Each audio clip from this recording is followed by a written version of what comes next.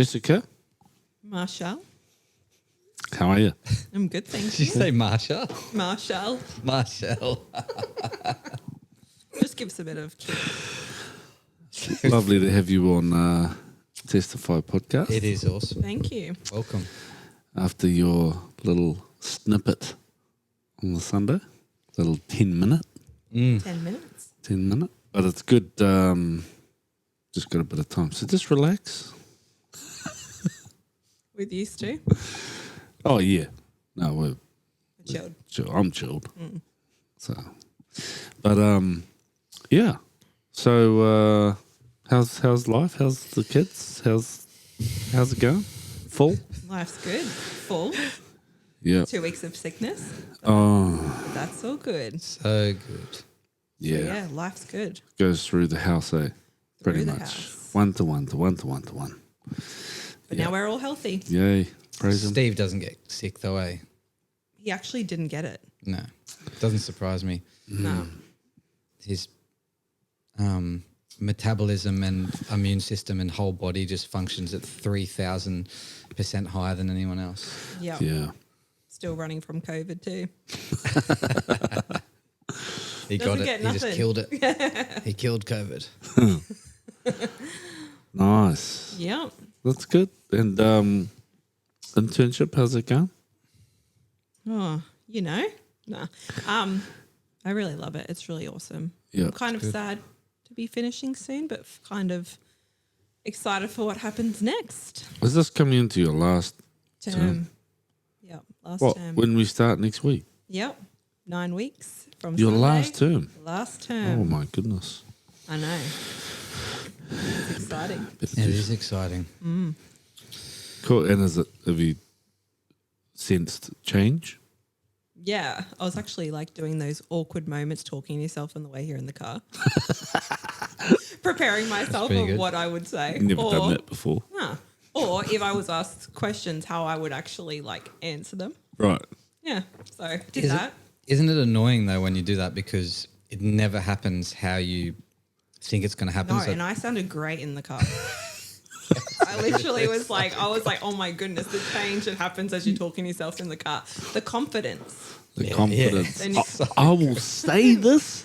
I will say that. And then you come in and you're like, they changed rooms. It's, oh no. the questions aren't the questions. Yes. We don't still send out questions, eh? No. No, we sweat them out. We what? We sweat them out. That's that we what I don't- said? Yeah, we don't sweat out the questions, do we? No, we I do. didn't say that, did we're I? just winging it. Man, my words are getting mumbled jumbled lately. Yeah, you didn't get a text message, eh, with questions. Good. Good. See, I was making up my questions. Good. What was one of the questions? If they say, No, well, my one. Jessica Cook, why are you so amazing? Well, you know, since I was born, Always been amazing. No, but I think one of the questions I actually was thinking about was like the difference between who I have been in the past like year to who I was. And obviously everything that entails. So for me, it was like, I was also thinking in my, like why I never changed prior to a year ago or why I was like, I've got a too question afraid. for you. Why did you never change until a year ago? Good question. I think it was that even though I had even though I believed in God, I actually was never willing to have that relationship. So I knew he existed. I felt him. He showed up. He was miraculous. But I also was like, I don't know if I was ready to go back in order to come forward because this is what I was telling myself in the car. You become comfortable. So I was used to being invisible and I was used to being Steve's wife and a mother. And I was used to feeling not valued and unworthy. So I just got stuck in that. What other I questions? think this is the new way we do things around here. Pretend to talk to yourself in the car. That's And- actually really good. yeah, that's really amazing. So what made you like the hiddenness? What was it sort of born out of? What come I from? think it's like only through obviously like doing counselling with Janice and stuff, realising how far it actually goes back. Right. Because she was like, you're like this, but you actually had a good father for most of your life. You know, you Right. had a good family. So like where was this born out of? And I guess for me it was like I had to go right back to go bullying at school was like a major one For you. for me. Wow. So yeah, really like bullied, like sitting in the principal's office at lunch, sitting at toilets at lunch, like constantly bullied. And I feel like that's where it was almost born out of. And so through that, it was like, okay, then what's the next step after that? And it was like, okay, I got bullied at school. Then it was friendships. And then I feel like that's how I started valuing, like getting my worth and value out of people instead of God, because I was like trying to be who they wanted me to be. And then obviously I had toxic boyfriends. And then I was like constantly changing and molding to suit what they wanted me to be. And then my parents split up. And then, yeah, like going on that journey, figuring out how and why. And so I guess that was interesting. Impacting moments, really shift your perspective, and perception. Yeah. It's pretty amazing. Yeah, wow. So what happens as a result of that? Like just you sort of reconcile that and think, okay, that was that, but that's not who I am type thing. So I guess obviously up until a year ago I was stuck in the mindset of like, obviously I had so many things, like even good things back prior to meeting Steve that was spoken over me. And I remember I was thinking about this again, conversation in the car. I was like, one of the prophetic words that was given to me is like, you're going to impact women. And I remember 11 years ago going, how am I going to do that? Like I'm broken. Like I don't have anything to offer.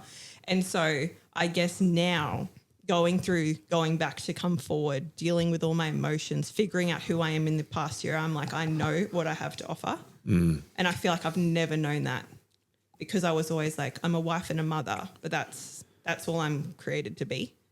So yeah, I sort of sat in that and I would hide behind that. Wow. So I didn't have to step out and grow and change and be emotional and work through all the stuff I had to work through. So you were brought up in the church? Yeah. Wow. So at 9 months, my dad became a Christian. He got baptized. My mum grew up with Christian parents. So I've always had her side, has always been in the church. And then, at about 13, I think I left. My dad started making excuses of why he didn't want to go. And I think a lot of that is just he felt, which a lot of people do, the burn and like getting burnt by the church and the whole hypocrisy and, things that were going on behind closed doors. And I guess that sort of turned him off being in a church building as such. So, stopped going at about 13. You did? Yeah, as a family, because Dad slowly, and then I guess we sort of followed that. Yeah. Yeah. It's interesting, hey? Did that, that's not an instant walk away from God. That's just a slow... Yeah, so it's like, like one weekend it'd be like, oh, I've got to mow the lawn. The next weekend it's like, I've got chores to do. And then it would just drag out to the point where it had been months and months turned into years. And then obviously when I was 15, they broke up. So then that wasn't it. They both like sort of stopped going. Yeah. Yeah. It's like a steadily, and then, suddenly we're here. Yeah. I love that. I've got like lawns to mow. And like chores to Literally, it's any real. other thing, It's washing the car, any other thing. But it's real. It's like people are like, I've got stuff to do. Yeah. I love that. Yeah. Wow. So how's that? How did the great comeback happen for Jessica? So the great comeback. So when I was 18, I was dating a person who got evangelized by my husband. And he was an atheist and became a Christian. Wow. Yeah. And so he started going to church and I came back. And it was almost like as I've always known that life, but I had a break. But it wasn't that hard to cut. Like I sort of was like, okay, he's doing it. I'm going to come back. So that was how it sort of happened. And so that's how you met your future husband. Yeah. He evangelized to your then boyfriend. Yeah. As he does. And then Would you expect any less though? Steve doing like devotionals at like a welding factory and... Oh, that would be totally Steve. That's 100% Steve. Yeah, so... And the Lord just wants you to separate from your girlfriend because Well, it was funny because he was like, we had obviously a lot of issues because we're living in the world, right? Trying to work our way through that. And Steve would be like counseling those issues. And so on and off, we were together for on and off like 6 months. But then when we called it, he stopped coming. And obviously he went back to his normal ways. But I kept showing up because obviously there was something there. Like obviously I knew God was real. there was great evangelism there. Evangelism there. There's excellent But in evangelism. saying that, I literally did not see he was like friend zone. Steve was like, I would look at Steve and I was like, he's not for me. And then obviously my grandparents met Steve and we were friends at that stage. And they were like, if you can't marry that boy, he's far too hyper. And so here we are, my friend. So that's sort of how that happened. He's far too hyper. Far too Did they say hyper? Yeah, because what you guys see now is like dulled down. Yeah, chilled. Yeah. No, I see Elijah. I see mini Steve. So yeah, that's sort of how I came back to church plus met Steve because obviously we've been together since I was 19. So yeah. Wow, there you go. Yeah. Man, it's so cool. So, okay, you're back in church. Yeah. You know, you're loving the Lord. Is there still a bit of There's no distance? relationship. Okay. So I feel like I grew up in a Baptist church. So coming to a church that would raise their hands and speak in tongues and do prophetic words, I was like, you know, What's going on here? what's going on here?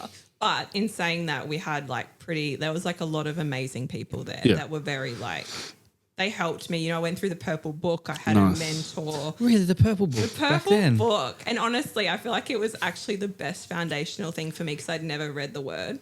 Right. So I felt like I went through the Purple Book and, you know, I was praying more. But also I felt like at that point that I sort of had to, obviously after me and Steve became boyfriend and girlfriend, or the lead up to that, I guess, I don't know if it was real. Like the Purple Book was real, but I feel like I was trying to meet, I guess, his expectations again. cookies? Yeah. Yeah. Because obviously he was like on fire and got saved miraculously and full on for God. So I felt like I had to try and keep up to that. So I guess I didn't ever do the relationship with God my way. Like I sort of was like fast pacing it to be this type of person. Right. And that's a real thing as well, though, because when you're around those people that have been miraculously saved, you know, like gone from doing bad stuff to now good. Yeah. It sort of can make people question, I guess, oh, well, am I really saved? Because they're on fire and I'm just here. Yes. And I didn't come from anything bad. Yeah. So maybe that side as well. What kept you there though? Like what? I think it was that belief in God. And I still feel like if I look at my whole 13 to 18 journey, it was always, I knew he existed and I always had conviction, whether I was in church or not, when I would go out, when I would drink, every part of my life, I still had that follow-up conviction. Yeah, and wow. so I knew he existed, but I guess I just wasn't interested in a relationship because then that meant that I couldn't do what I wanted to do. Wow. You had to change. Had to change. My favorite word. Yeah.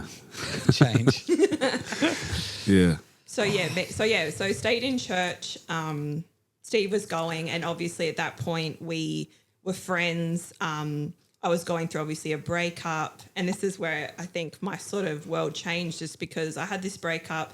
I had full-blown anxiety from that breakup, and I remember, you know, the good old faith test with God, and I got on my knees and I was like, Jesus, if you're real, take it away. And he did, like instantly.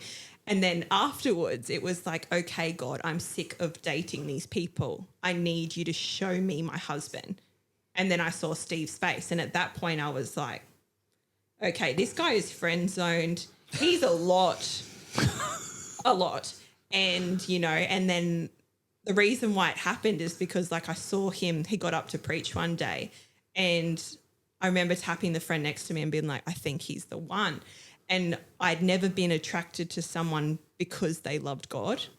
It was always, you know, the charm and, you know, just like what is in movies and the chase and all that. So when I looked at Steve, I saw something I'd never seen before. And beautiful. that attracted me to him. And so, yeah, started dating in July, Wow. my birthday. Wow. And then 2 months later, I was pregnant. Wow.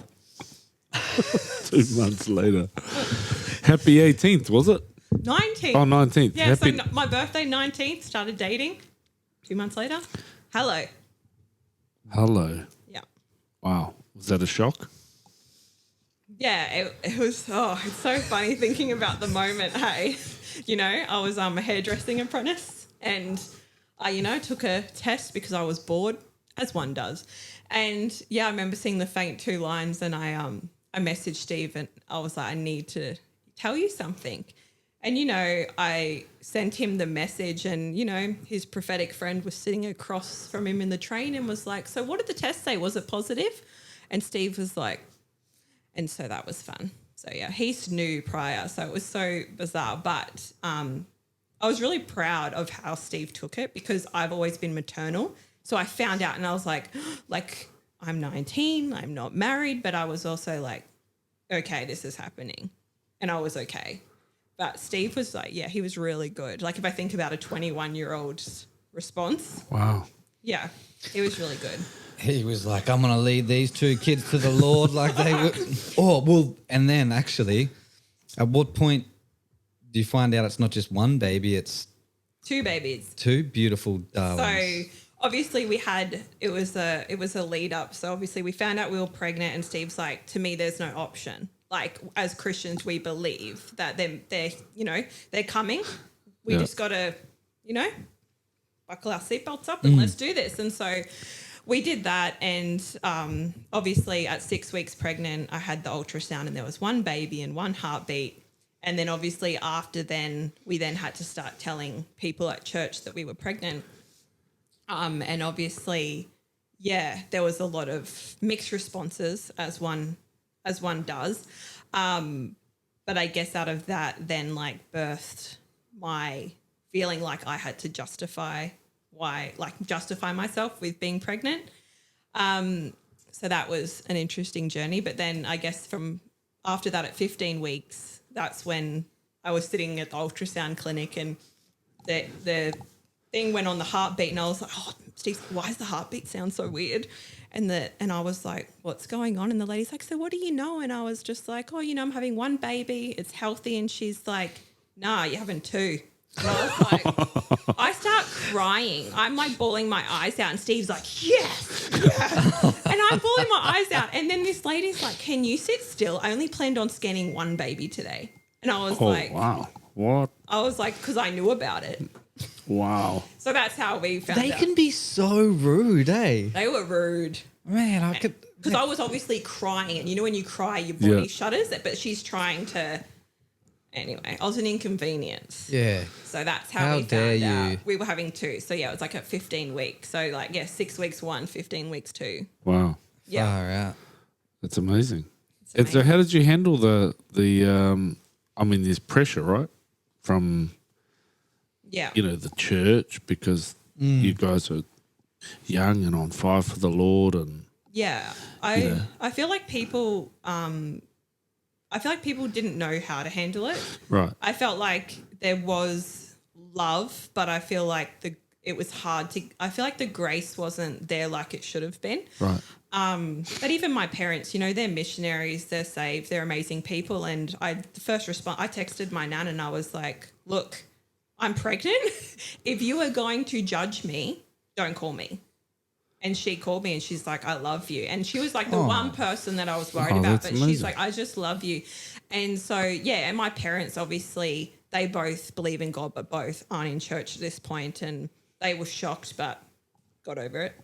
So with the church scenario, I guess I just felt the weight of people's expectations. And obviously there was some people who thought I wasn't good enough for Steve and that I wasn't the person he should have been with. And so I was also like that on top of being 19 and pregnant. And obviously, even though my relationship with God wasn't strong, I knew biblically what I had done wasn't the way I should have done it. And so you're torn because you're like, I have no option. I'm carrying these children. I love these children. They're a blessing. But then it's almost like people expect me to go, but if I could change it, I would. And I'm like, I can't say that. And you felt that. Felt the weight of, people thinking that I had just royally ruined my life. So, and living in that. And so there was a lot of layers to it. You know, there were some people that in the church that responded better. You know, I mean, at first, like obviously all our mentors were shocked and they had to process. And obviously we have to give grace through that as well. But then, you know, there was mixed responses. But at the end of the day, whether they had mixed responses, they still came back and still after that was supportive. And, you know, all of them were at our wedding and our baby showers. And, but yeah, I guess that was the start of feeling that sort of pressure and the judgment, so to speak. And you guys wouldn't have even been living together. You wouldn't have. So at that point in that 2 months prior, I think it's because we had already, I guess, been together in July, and then we were trying not to be, and we were trying to add boundaries and space, and we kept getting that conviction, which I had never really had prior to Steve when it came to being with someone outside of marriage. And so I had that, but obviously we fell pregnant. But prior to me getting pregnant, we had spoke about that we wanted to be married. Like we knew that we were it for each other. So then it was again when we got pregnant and then got engaged a month later, it was like, are you only getting engaged because you're pregnant? Oh, okay. So then it was that. Are you only getting married because you're pregnant? And I was like, Deborah, that's not a good enough reason for me to commit myself forever to somebody. Like I know a baby's a big commitment, but I was like, I love him. And this was already spoken about prior. So again, it's that having to justify why I want to spend the rest of my life with someone and knowing it was for love and not just because I was pregnant. So yeah, it was quite the journey. And all at 19. All at 19. Out. So engaged in October, January, we had our wedding. So I was pregnant. Yeah, I was like, I think 17, 18 weeks at our wedding. And so I knew that I wanted them to be brought into a family. Yeah, nice. So we 3 months planned it, and we knew we were going to end up together anyway. So for us, it was like fast tracked the wedding so that they could be brought into a whole, like a unit. So yeah, that happened. You can see how young people feel pressured to get married that way. Because if the lady is pregnant, there is this like instant pressure. Hurry up, get married. Yeah. So there's no questions that have to be asked. Yeah. Yeah. So it's sort of like do this and it's almost better, but it's not. So yeah, again, we got married in January of 2012, and then obviously we had the girls in May. And then obviously changed churches in that time. So then it was another church, and then it was almost like they would meet me and go, oh, how long have you been married? And I would say such and such. And then they would say, how far along are you? And I would say such and such. And you could see them doing the math. Yeah. And then almost like their persona changed like instantly. And so because of everyone's judgment prior and obviously coming to a new church and having that, they would never physically say anything, but just you could see them ticking over in their brain. That actually gave me a complex so much to the point where I started introducing myself. And within 5 minutes, I would be like, hi, I'm Jess. I got pregnant out of marriage. And Steve used to get so embarrassed. Wow. Because it was almost like I felt like I had to tell them before they worked it out so that I was in control of that. And it became like a massive thing because obviously it was like, well, you shouldn't be pregnant. And, you know, everyone in the church, a lot of leaders were with boyfriend and girlfriends and doing things that they shouldn't necessarily doing, but I was getting the judgment. So then it was almost like that, again, that category of sin, like you're doing it, but you're pregnant. So that's 10 times worse. And so it was, again, the hypocrisy of the category of sin, but also, you know, I felt the weight of that, whereas Steve could sort of brush it off and be like, meh, like it is what it is. We're in it. We're doing it. And I was more the caring what people thought and needing them to validate that what I did or what has happened is okay. Is that tiring? Yeah, it is exhausting because it didn't just start when I fell pregnant. It's been like my whole life. And then obviously pregnancy was just another degree of that, having to get validation of other people because I think deep down I knew I did it the wrong way around. So, because when you're brought up like that, there's only, I guess I knew there was one way Right. that you should be Wow. doing it. The thing is, your girls aren't a mistake. That's the thing. Yeah. You know what I mean? I think people forget that. Yeah. All creation, all Yeah. conception is a miracle gift from God. Like, But I feel like if you look at it like, Jesus knew you before you were in your mother's womb. I'm Yeah. like, he knew Yeah. that those girls were going to be placed Yeah. with us Yeah. at that time. Yeah. And so once I knew that and then they were born and I just watched them grow, yeah, I was just like, how can they not be here? agree. But also in saying that, like even when I was pregnant, I had one particular person who was in the church say to me, you would be really good at talking to like youth about like what not to do. And I was like, or like not like standing up pretty much and saying that again, I would change it. And I'm like, can't do that.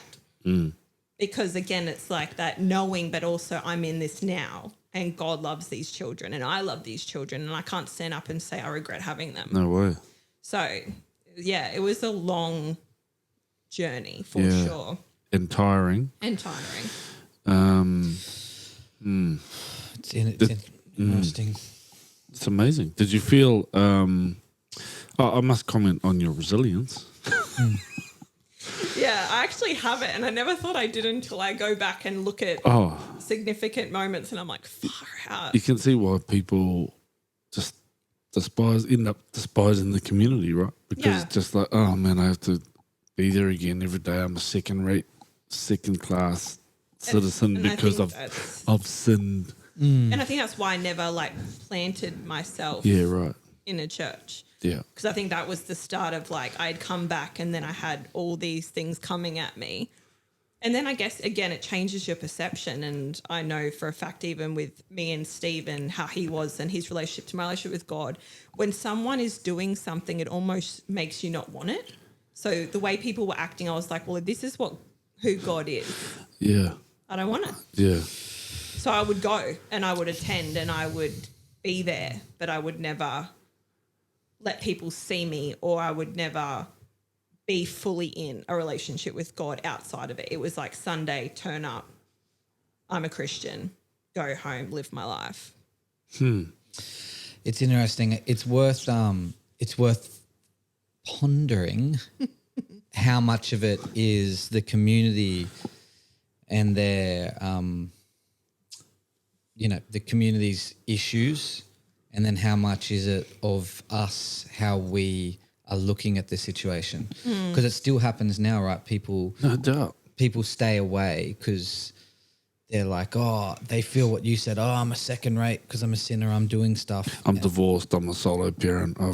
Yeah. I'm pregnant with no partner. Yes. All that stuff. And I know we, no doubt, we have an amazing community where we are now. There's very little judgment. People are very welcoming. People like, I know if someone was pregnant out of marriage in our community now, people would be like, man, what are we doing? Yeah. How are we going to deal with this? Let's go. We got your back. And it probably wasn't anywhere near like that back in the day. But I just wonder, how much is in our own mind, because then, you end up going through a decent struggle with stuff, and there's a heavy part of like people still put it on. It's on us and our minds and what we're thinking in situations. But then obviously the community you're in, how much, you know what I mean? Do you get what I'm saying? Does that make sense? So I guess in like another layer to that is why obviously, when we left our last church, obviously being there for 8 years, so pretty much nearly I had the girls in that church. And then obviously I was still again hiding behind Steve and not really having a relationship with God. And then obviously coming to chapel and having just a totally different experience where people know my story. I don't feel judged. People, the community, I feel like it makes a huge difference because I look back and I think if I would have had the support I have now, how much things could have been different for me. And Steve and our marriage and pretty much everything that was happening in our lives, how much would my view of God have changed if I would have had a community who just loved without expectation. Yeah, it's good. What was like the difference when you like what was it that was different? What did you experience? Well, I didn't want to change churches. I'm a comfortability person, as everyone knows. Steve's like a change, and I'm like a no. So for me, when I think over a period, like we were there for 8 years, I obviously just felt like I wasn't connected in, and neither did Steve. We felt sort of, even though we were all there, Steve was involved in a lot of stuff. We just felt like we still didn't connect, and so we left, and obviously no one noticed. So I was like, okay, that's a big sign that we should leave. But in that month, we didn't go. There was like comps and chess comps and things back to back, and it was almost like God created this thing so we could breathe and go, okay, we need to leave. And so Steve's friend Ario, which Marshall knows, he's a very close friend of ours, and he was like, oh, you guys should check out chapel. And he would say to Steve, passing the chess room, and Steve's like, yeah. But we left and then went, to Glow for 5 weeks. And then we were there, and Steve obviously loves big. He loves, like discipleship and obviously people involved in lots of different things. But I walked in and I was like, too much for me. Like I'm an extrovert, but I'm also an introvert. So I found like I wasn't as comfortable in that situation.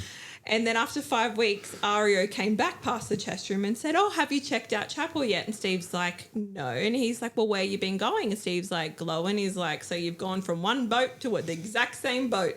And I was like, okay, we're going to try chapel.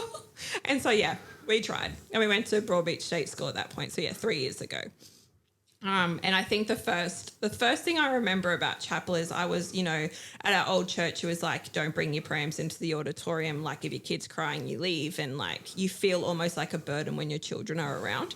And so coming in, and it was more like a family environment, and people are running everywhere, and there's no structure, there's no smoke machines, there's no darkness, there's just complete opposite to what we think. But I was still at that point hiding behind Steve and like not talking to anybody.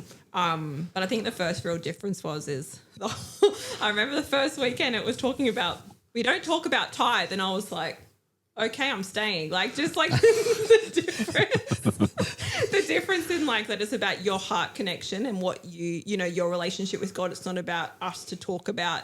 And I think that was the first thing. And then obviously Steve's told it.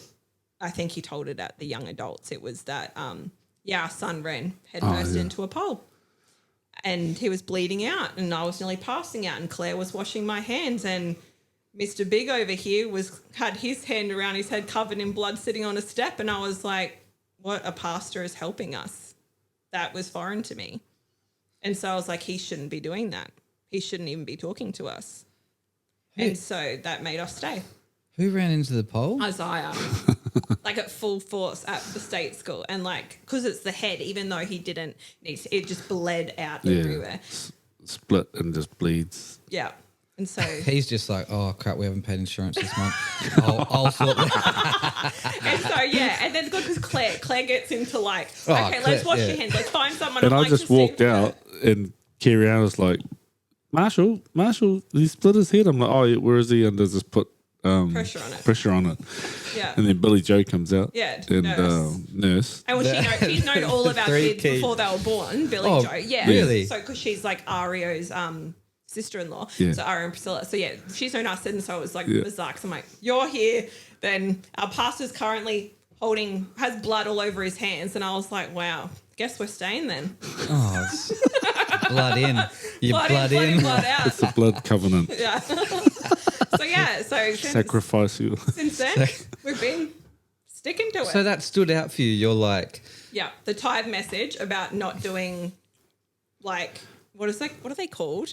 Vision Sundays. That was the first message. I think it was you speaking about. We don't do Vision Sundays. We don't do like tithe messages. Like the FPOS machines at the back. You do you. And I was like, what? And then obviously my kid. Was that the same day? Nah, okay. I don't think it was, but it was in like a couple of weeks from each other. Yeah. Wow. Yeah. So that sort of, for me, it was already after the first time I knew. Hearing that message in itself, I was like, this is different. And obviously we had been told by multiple people it was different, because at that stage, like Matt and Billy Joe were going there, and obviously they've known us since before we were married. Oh, wow. And then obviously, seeing just all these, it was almost like God showed in all the things where we had almost doubt and what we had always known, like sort of going, this is what you've known, let's shake it on its head and this is what it should be. And so we Could stayed. be. Or Could be in a healthy place. Yeah. How long before you felt your walls sort of start to drop a bit? Because obviously, if you've been in community for ages and it's felt how it's felt, you're like, man, that no one's coming in. 8 years, still not connected. Yeah. Oh, I think a year, I would say maybe a year and a half. So I've been at chapel 3 years and I feel like only the last year and a half I've felt, like I had connected at some level. So it's still pretty hard, even though you feel like it's an amazing place. There's still because I was still, when I came to chapel, even like, Alex will remember, I just sat in the corner in every parent room. Like I used that because Elijah wouldn't settle. I'd sit in the parent room, deal with him or sit with him or play with him and not have to then socialize. And so I almost put obstacles in my path so I don't have to put myself out there. And obviously Steve, I just... How big is shame? Like before coming to chapel, it's huge.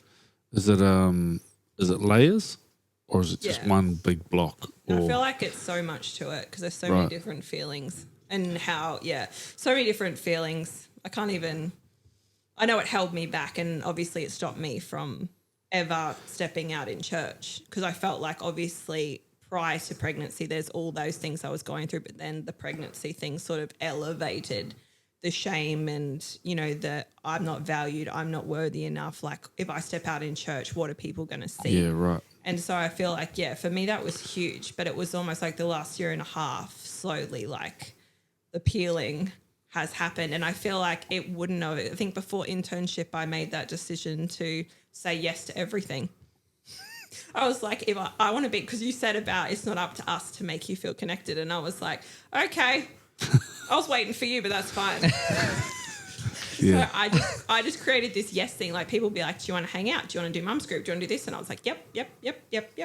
And so I feel like that was the start of me putting myself out there. And then in return, I got connected. Like I started feeling connected. Were you scared in saying yes? I'm like, no, I don't like any change. So but I was like, how else am I going to grow or change or meet people? Because community is important. And I was doing it alone because I was just hiding behind Steve. The kids would run off and then I would lead that conversation because I had a reason.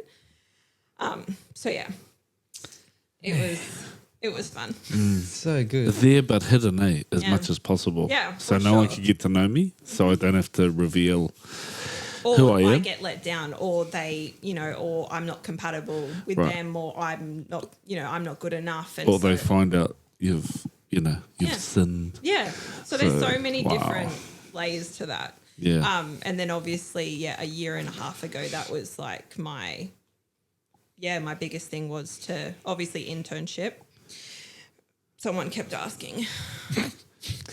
Just spat into my microphone. We're not going to name names, Samuel. Yeah. Let's all just look at them. That was on my heart though, But I honestly believe that like sometimes, because I would, when I said yes to it, I thought about it, I was thinking about it, I'm like, I don't even want to do it. I don't even want to say yes. And I'm like, but God's not telling me, how you go through that. And I remember going to I did Ren's banquet and we had a final dinner and they said, what happens if God asks Marshall to tell you, or it's through someone else that says you should do it? And so I was like, okay, let's say yes. Because a lot of people thought, Cookie, you should get Cookie to do internship. But you even said that, Cookie's the guy for internship. Again, because I didn't want myself seen. So it was like, and then you're like, I don't want him, I want you. I don't need another him, I need you. And I was like, wow. So it's like, again, someone has, like, no one at our other churches ever, like, I feel like they've always seen him, but I'm not his equal. And for someone to say, no, I see you, that was like probably, again, another elevation of me stepping out because I've never had that before. That makes me want to cry. Yeah, so he harasses, but Harassed. Persists. Because you need someone like that. Otherwise, I wouldn't have done it, and I wouldn't have met incredible people, and I wouldn't have grown, I wouldn't have changed, I wouldn't have healed. And we wouldn't have you Yeah. where you are. Yeah.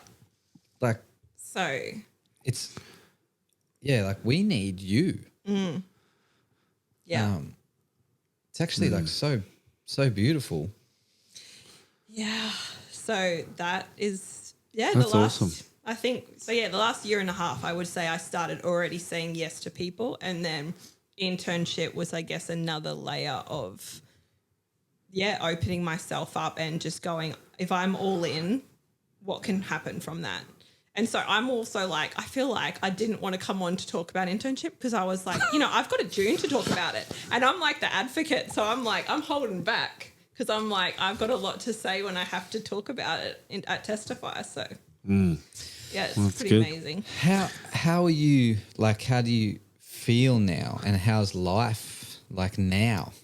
Even it hasn't even been that long, but it has, so much has happened. There's been so much change. How are you feeling now with your friendship, everything? What? I just feel like I don't have as much value in what people think, and I don't put a lot of, I used to always put, everything into other people, my worth, where I get my love, where I feel valued, and I feel like I'm just, it's still there, but I feel also the freedom. I don't, I would come, even with internship, I would come in and I would be like, I didn't meet my minutes for what I'm meant to share on. Oh, what are people going to think about me when I open up in prayer? I've never prayed in front of people before internship, and my perfectionism was keeping me in this box where and I got to that point where I was like, I'm saying I'm all in. I've got to act like I'm all in. And so, I was counseling. You ask me anything, I'm open. You ask me to pray, I'll do it. And because I feel like even for me starting internship, I would never pray for people because it's almost like my brain can't switch off. So I would be judging what I'm saying as I'm doing it and feeling like it wasn't enough. And so it got to a point that it was almost and that's been freeing in internship as well, is going, God already knows what's in my heart prior to me opening my mouth. And it doesn't have to have memorized scripture, and it doesn't have to be the way Steve does it, and it doesn't have to be the way they do it. It can just be me, and that's okay. So I guess to answer the question, it's freeing to know that who I am is enough. Wow, how cool is that? Yeah. It's amazing. It's really beautiful. But in between, I guess, we had chatted about it earlier, but in between, I guess, I would say probably was, I'm trying to think, 4 years ago, I think prior to, so it would have been prior to chapel, obviously there was another, which I was thinking about by Testify, and I'm like, far out, I fitted so much in 10 minutes. I'm like, Kerry wants me to do it again. And I'm like, what do I God's good. And you can testify anything, but I'm like, Kerry, I squeezed a lot. I squeezed in my worth in men, and I squeezed in how I got saved, and me and Steve, and my anxiety. And I'm like, what do I talk about? But in saying that, I feel like it's like a test of this will be like a mini testify again for where I was at. So 4 years ago. So obviously I had been healed from 18 to, I don't know, 4 years ago, whatever that was. And, no anxiety at all, nothing. Wow. And I was doing really well. And obviously that was another reason for my comeback to God, because I was like, you answer regardless of where I'm at with you. And that was a lot, that meant a lot to me. And so, it was just one random day my body went numb on the left side, like pins and needles. And I didn't know why. And then the more I fixated on it, there was I had floaters in my eyes, my legs would twitch. I couldn't walk around the shops, which my legs collapsing. I had brain MRIs, blood tests. I had every test. I thought I had MS. And so my whole body felt like it was shutting down. And then realizing at the end of all my billions of tests, because no tests were enough, and the constant Googling and the addiction to wanting to find an answer, I had severe health anxiety that was all pretty much made up in my head.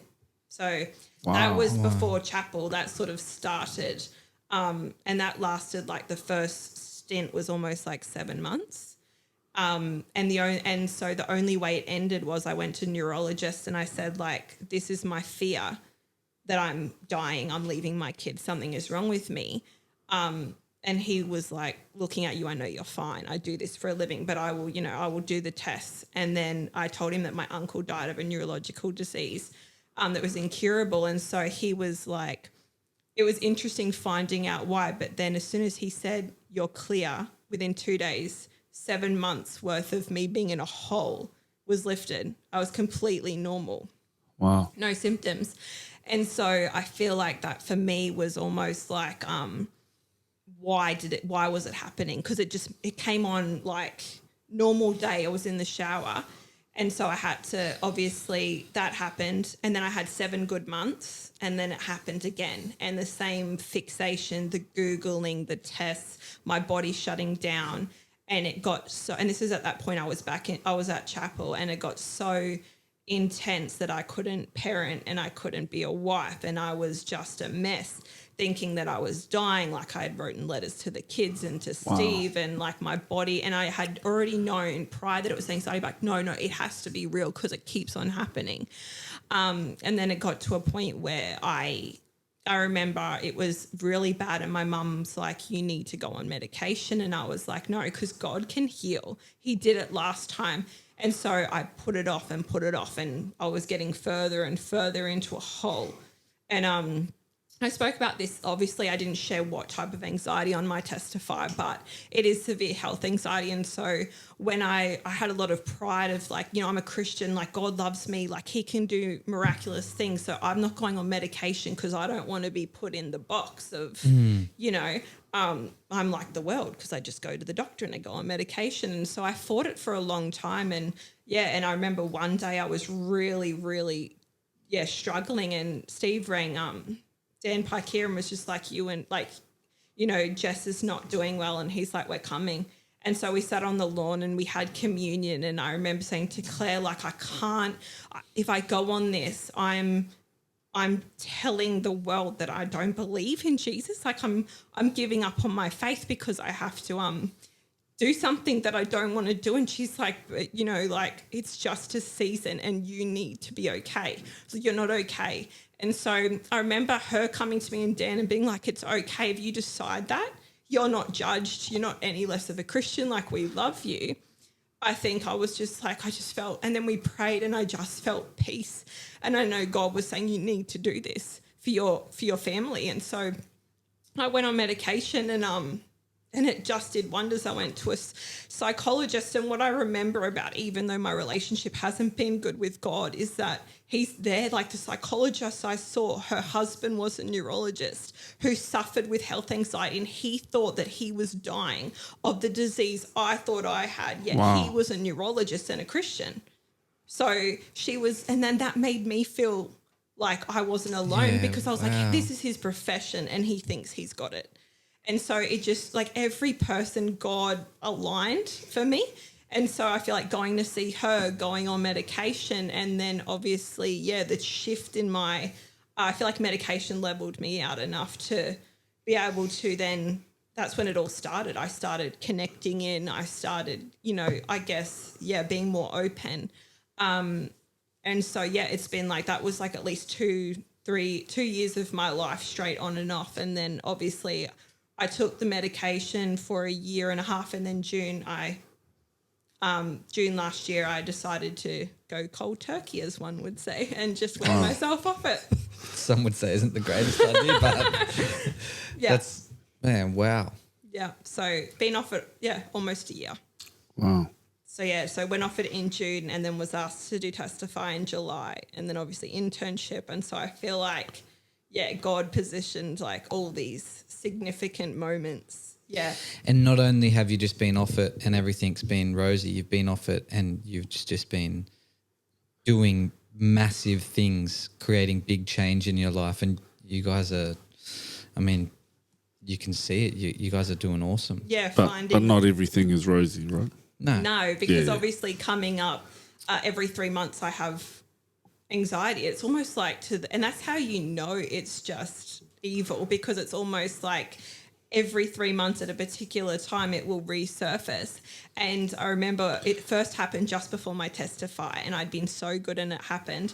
And I remember meeting up with Alex and just being like, I just want to go on medication again. I just want to go on medication. She's like, you've done it for a month. Just see, just pray, just be around the right people. You can do this. And so, yeah, I've just done that. Wow. Good. And look, there's no, that's encouraging for people. Yeah, because it is a really hard journey, eh? Yeah. Really tough journey. So Yeah. thank you for sharing that. So good. It's really cool. This is I think you guys are just starting to, or you are just starting to scratch the surface of coming out of behind being a mother, behind being Steve's wife, and into the amazing Jessica Cook. I reckon. Yep. And we're blessed because of it, Jess. Thanks for coming on, sharing a bit more. No worries. It's been awesome.